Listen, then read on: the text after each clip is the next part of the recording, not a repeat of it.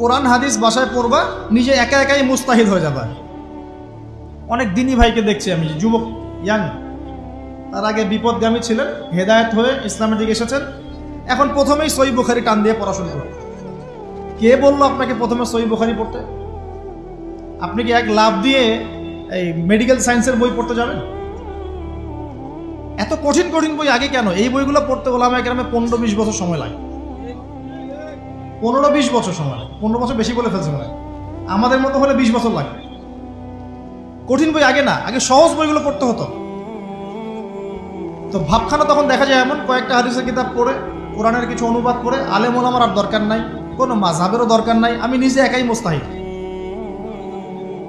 এটা একটা ফিতনা চলছে। তো আমি বুঝাচ্ছি আপনাকে, একটা মাসআলা ধরেন আপনার সামনে আসলো, মনে করেন ওই যে আমি পেপার মানি নিয়ে কথা বলেছিলাম না, কাগজের টাকা, এরপর আসছে ক্রিপ্টোকারেন্সি। কি আসছে? নাম শুনেন নাই?